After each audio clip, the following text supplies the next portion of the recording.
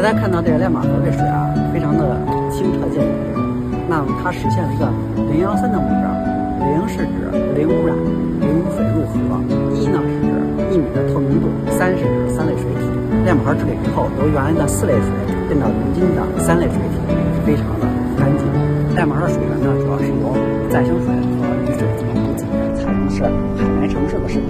在绿地空间，我们可以利用汛期蓄止雨水，平时呢进行雨水的浇灌。2024年的再生水使用量是达到了1180万立方米，那么相当于5到6个昆明的水量，极大的减少生活市政用水的使用量，保障了咱们水资源高效